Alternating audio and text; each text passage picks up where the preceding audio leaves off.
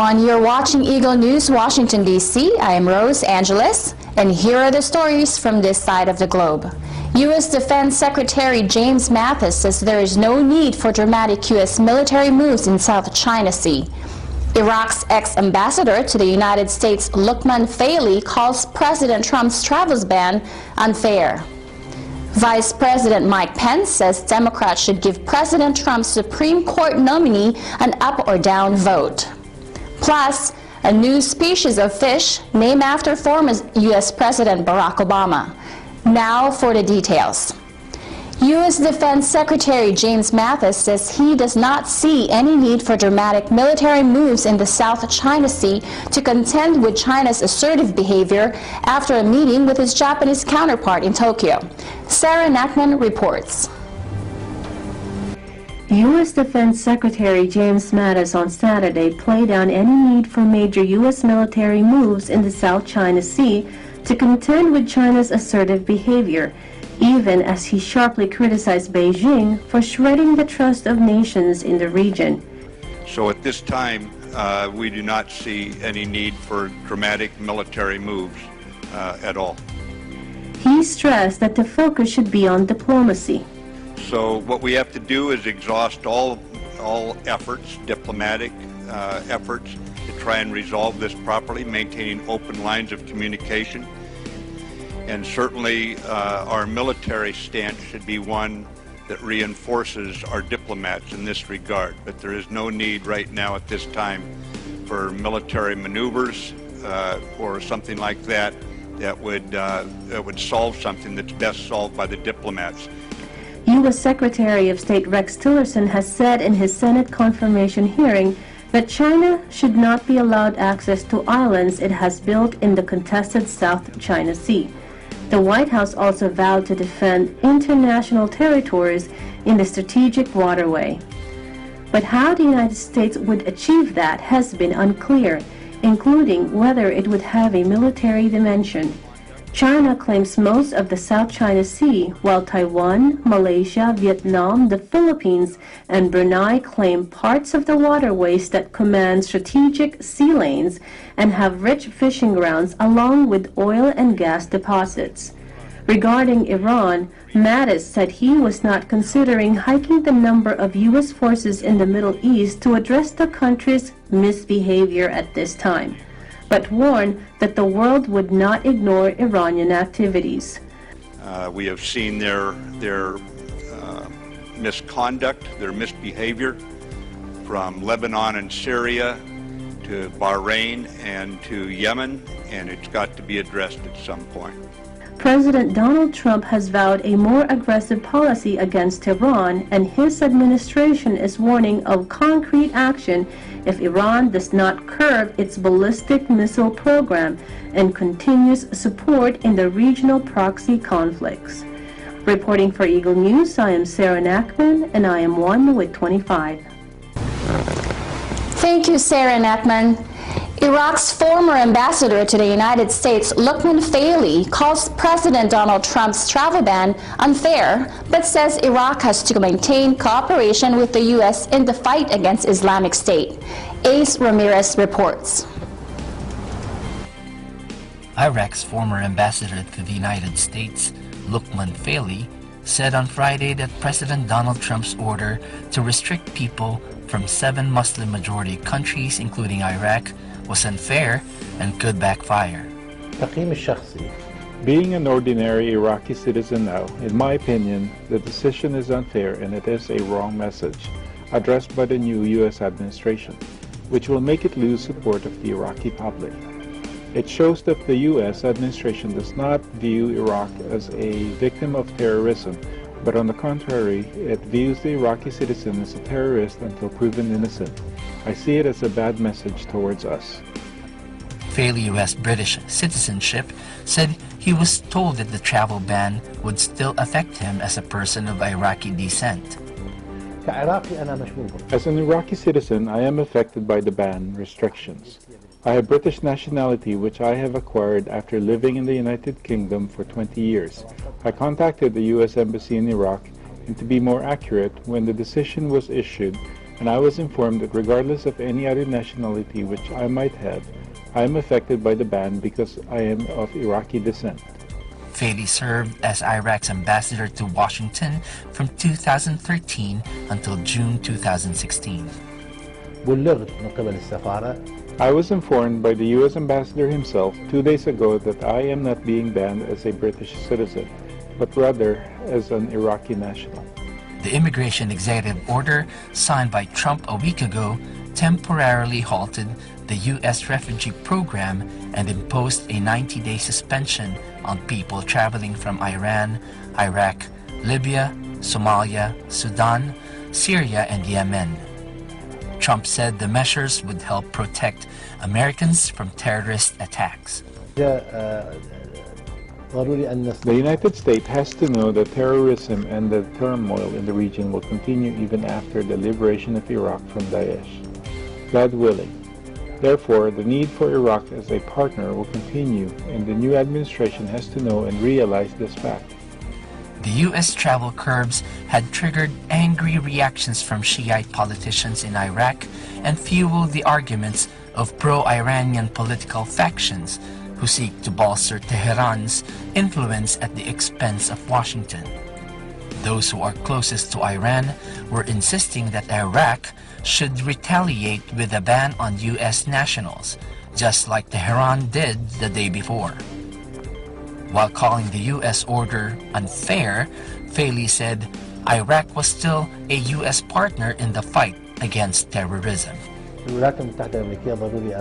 We have to benefit from and concentrate on the cooperation in the security sector, and it is necessary to give it a priority in all the Iraqi measures because we need it. But in my opinion, we have to reconsider cooperation in all other fields on the basis of mutual respect between the two countries and the fact that Iraq is a partner in fighting terrorism. Iraqi Prime Minister Haider al-Abadi said last week that Iraq would not retaliate to Trump's travel ban against Iraqi nationals because it did not want to lose Washington's cooperation in the war on Islamic State. The United States provides critical air and ground support to Iraqi troops fighting the militants who overran a third of Iraq in 2014. More than 5,000 U.S. troops are deployed in Iraq. In his most sweeping decision since taking office last month, President Trump put a 4-month hold on allowing refugees into the United States and temporarily barred travelers from Syria and 6 other countries. For Eagle News, I'm Ace Ramirez, and I'm one with 25. Thank you, Ace Ramirez. Up next, Vice President Mike Pence says Democrats should give President Trump's Supreme Court nominee an up or down vote. Plus, a new species of fish named in honor of former U.S. President Barack Obama. Eagle News, Washington, D.C. We'll be right back.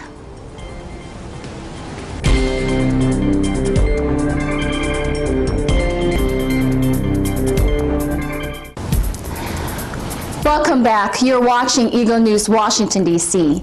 U.S. Vice President Mike Pence says Democrats should give President Donald Trump's nominee for the Supreme Court Judge Neil Gorsuch an up or down vote, one way or the other, adding that the procedural hurdle known as a filibuster must be avoided. Angela Mendez reports. The U.S. Senate is set to be in the midst of a political fight over Trump's nominee to a vacant seat on the bench. President Trump on Wednesday urged Senate Republicans to go nuclear and impose a rule change to force a simple majority vote on confirmation if Democrats block his U.S. Supreme Court nominee Neil Gorsuch as Democrats maneuvered for a hard fight. Pence spoke before the Philadelphia chapter of the Federalist Society, a group of conservative lawyers, on Saturday. Of course, several announced their opposition within minutes of his nomination. And now they're even threatening to use the filibuster procedure in the Senate to stop him. This would be an unwise and an unprecedented act. Never before in the history of our country has an Associate Justice nominee to the Supreme Court faced a successful filibuster. And Judge Neil M. Gorsuch should not be the first.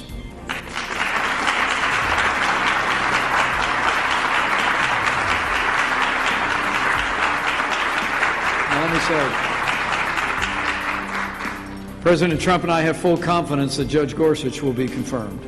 But rest assured, we will work with the Senate leadership to ensure that Judge Gorsuch gets an up or down vote on the Senate floor one way or the other. Gorsuch, a federal appeals court judge from Colorado, seen as a conservative intellectual, began holding private meetings with senators, starting with top Senate Republican Mitch McConnell, to drum up support for his nomination a day after Trump picked the 49-year-old for a lifetime job on the country's top court. Trump's fellow Republicans control the Senate 52-48. Democrats signaled last Wednesday they would set up a procedural hurdle, known as a filibuster, requiring 60 votes rather than a simple majority to move toward confirmation of Gorsuch. The president urged McConnell to change long-standing Senate rules to eliminate the filibuster for Supreme Court nominees, a move dubbed the nuclear option, if Democrats block Gorsuch. I am Angela Mendez for Eagle News, and I am 1 with 25. Thank you, Angela Mendez. Coming up, a new species of fish named in honor of former U.S. President Barack Obama.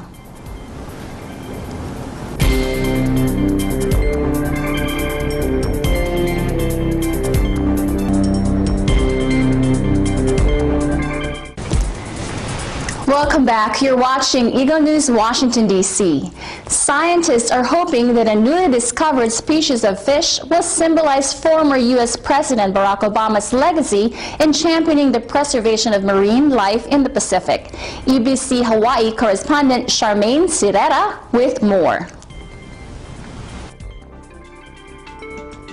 Scientists recently discovered a new species of fish in the Papahanaumokuakea Marine National Monument, located about 1,365 kilometers northwest of Honolulu.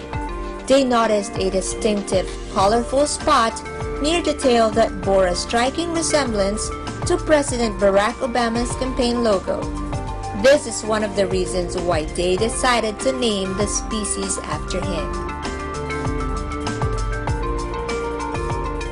Officials from the National Oceanic Atmospheric Administration, or NOAA, the Association for Marine Exploration, and Hawaii's Bishop Museum published a description of the new species called Tosinoides obama, which was discovered during an expedition to the said monument last June. The small, pink and yellow fish is a type of basslet, which is the only known species of coral reef fish, which cannot be found anywhere else on Earth. Another significance to these species is that last August, President Obama announced the expansion of the monument, a historic move making this the largest permanent marine protected area in the world. He then visited the monument and even got to see a photo of the fish that now bears his name. The Tosinoides obama, however, is not the only species associated with the departing president. A trapdoor spider, a speckled freshwater darterfish, parasitic hairworm, and an extinct lizard are already named after Barack Obama. Reporting from the Big Island of Hawaii, this is Charmaine Sirera for Eagle News. I'm 1 with 25. Thank you, Charmaine. That is so cool to have a fish species named after you. That is today's Eagle News, Washington, D.C. Join us again next time as we bring news that matters to you. Visit our website at eaglenews.ph. Follow us on Twitter at twitter.com/Eagle News PH. I'm Rose Angeles, and I'm 1 with 25.